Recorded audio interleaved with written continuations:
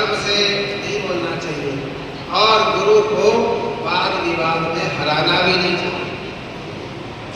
कुछ ऐसे शिष्य होते हैं जो पढ़े लिखे होते हैं, MA PhD BEd होते हैं।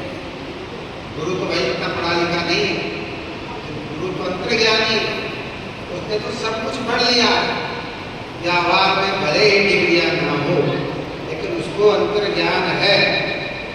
लेकिन वो अपने तरीके से सोचता है चेला, वो गुरु से नाना प्रकार के प्रश्न करता है। गुरु जी, उस उपनिषद में ऐसा लिखा है, ये कैसा है, इसका क्या मतलब है?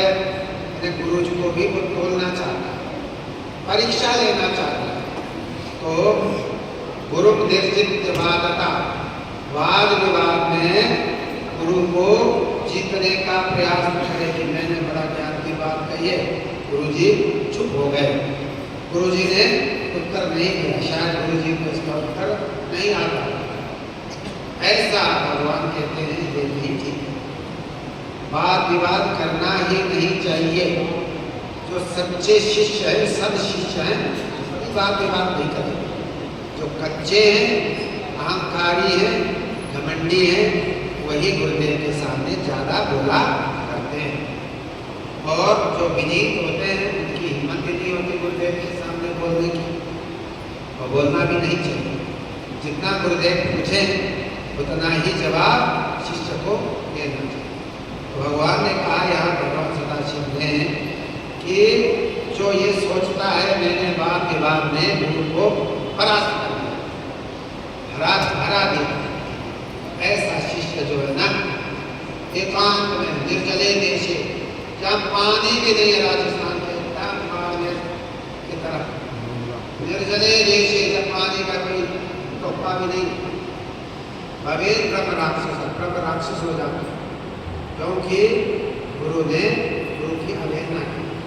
उसने ये सोचा है मैंने गुरु जी को हरा दिया, ये बड़ा विद्वान, ये बड़ा ज्ञानी, और तो तरह बोला है, उसके परिणाम स्वरूप गुरुदेव तो कुछ नहीं कहेंगे। मन तो थोड़ा खतरा जरूर होगा गुरु का भी, लेकिन कहेंगे कुछ नहीं। उनका मन खतरा होना ही सब कुछ है। यहाँ कहा निर्जले देशे भवेद ब्रह्म राक्षस, वो शिष्य जो है निर्जल प्रांत में, जहाँ पानी ब्रह्म राक्षस हो जाता है। तो हम लोगों को सोचना चाहिए, इस व्यवहार को हम लोगों को अपने जीवन में अपनाना चाहिए। गुरुदेव के सामने कभी अहंकार से नहीं बोलना चाहिए। कुछ ऐसे शिष्य गुरुदेव के हुए जो अहंकार से परिपूर्ण रहते थे और गुरु को छोड़ करके चले भी गए, और यह कहते थे हम कोई शिष्य है ही नहीं, हम तो डायरेक्ट नाथ जी के शिष्य हैं, नाम किसी का नहीं ले रहा हूँ, और भी हो सकते हैं ऐसे। तो ऐसे लोग फिर कल्याण के भाजन नहीं हो। तो यहाँ पर भगवान एक बात और कहते हैं, सदाशिव गुरु संतोषिते सर्वे, गुरु अगर आपकी साधना से, सेवा से, व्यवहार से संतुष्ट हो जाए, सब कुछ हो जाए। और ब्रह्म विष्णु महेश्वरा, ब्रह्मा विष्णु महेश भी गुरु के संतोष के, गुरु की कृपा से ही सामर्थ्यशाली हैं। अगर गुरु की नजर टेढ़ी हो जाए, ये भी एक मिनट में कुछ नहीं है, ऐसा भगवान सदाशिव। इसलिए भगवान कहते हैं, भगवान सदाशिव कहते हैं कि सामर्थ्यम तत्प्रसादे गुरु संतोष मात्रता, गुरु के खुश होने से ब्रह्मा विष्णु महेश में एक ताकत है, सृष्टि का सृजन करते हैं, पालन करते हैं और संहार करते हैं। अर्थात गुरु सत्ता इनसे आगे की सत्ता है। ये गुरु के एजेंट हैं। ब्रह्मा विष्णु महेश क्या है? ये कार्यकर्ता है। इसलिए यहाँ पर कहा वो सदगुरु है, उनकी कृपा से ब्रह्मा विष्णु महेश को भी सामर्थ्य मिला हुआ है, शक्ति मिली हुई है, इसलिए हम अपने कार्य करने में सक्षम होते हैं। गुरु सेवा परम तीर्थम अन्य तीर्थम निरर्थकम। गुरु सेवा ही परम तीर्थ है। अब गुरु की सेवा क्या है, लंबा विषय है। सेवा में बहुत सी चीजें आती हैं।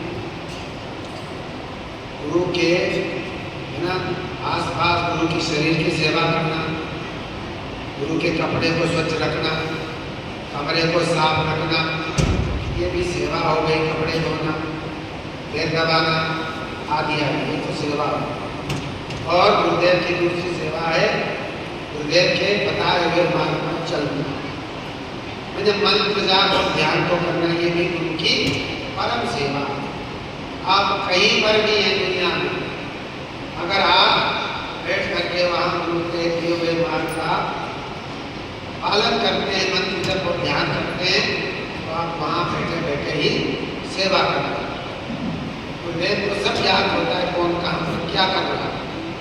इसलिए ये नहीं समझना चाहिए कि गुरु जी तो अब है नहीं, और क्या करेंगे आश्रम में जाकर के, ऐसे लोगों की मान्यता होती है।